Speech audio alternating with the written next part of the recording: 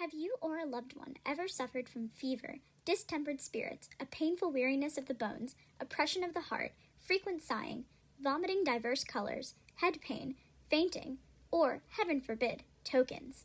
Then look no further than these plague cures. This is the 17th century, for God's sakes.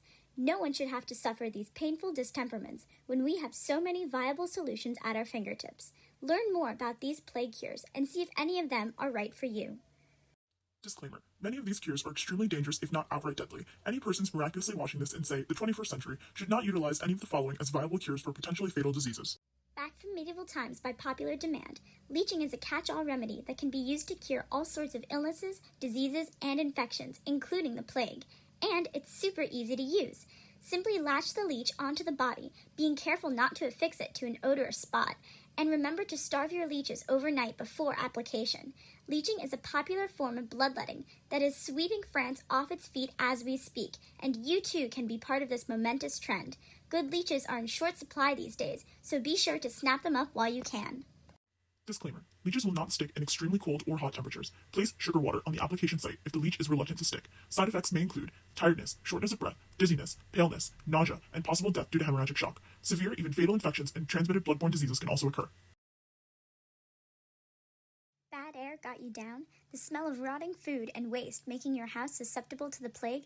Try smoke. Smoke will permeate your house and cleanse your air so the bad air from the houses around you leaves you untouched. Disclaimer. While smoke can deter rodents, it also deters humans. Standing in smoke can cause coughing, trouble breathing, stinging eyes, scratchy throat, runny nose, sinus irritation, shortness of breath, chest pain, headaches, and tiredness. Long-term exposure to smoke can lead to heart disease, strokes, lung cancer, and reproductive problems in women. In children, smoke exposure can cause SIDS, respiratory infections, ear infections, and asthma attacks. Leaving fires burning for lengthy periods of time is also a fire hazard and risks you burning down your home or room. All the way from France, we have an herbal remedy sure to protect you from the Black Death. This medicinal concoction is rumored to have hit the mainstream when grave robbers in Marseille were caught and questioned as to how they avoided catching the plague from the diseased bodies from whom they were stealing. In exchange for leniency, the thieves gave up their recipe for staying plague-free. While there have been many different recipes for Four Thieves Vinegar, this is generally considered a close comparison to the original.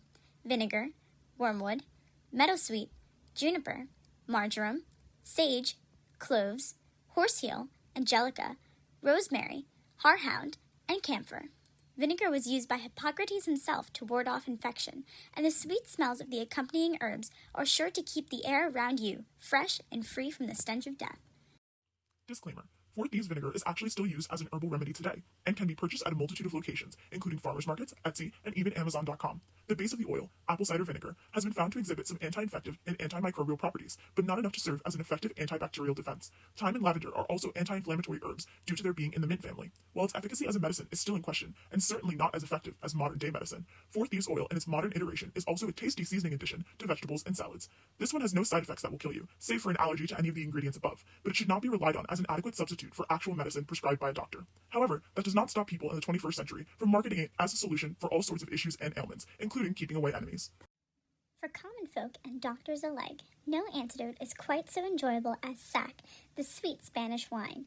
You can drink it alone or mix it with wormwood for what is certainly the most pleasant antidote we'll be speaking on today. Endorsed by the renowned plague doctor, fellow at Royal College of Physicians, and inspiration for Daniel Defoe's Journal of the Plague Year, Dr. Nathaniel Hodges expresses his great gratitude for sack, claiming that he has never yet met anything so agreeable to the nerves and spirits in all his experience. This enlightened doctor confirms that if you want to turn the plague back, you reach for the sack.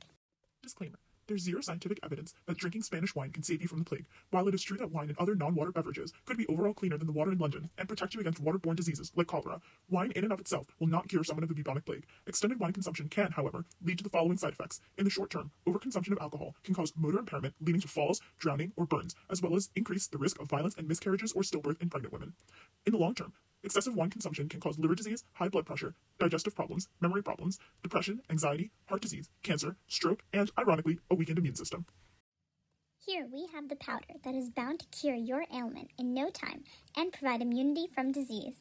As seen printed in bills all across London, this red powder has a long list of happy clientele who can attest to its efficacy as a surefire plague prevention and cure. All you need to do is take a spoonful, wash it down with a posset if you have to, and sweat for 3 hours. Just look at all these patient testimonials. There's no way something with this many happy customers could be fake. Disclaimer: this is definitely fake.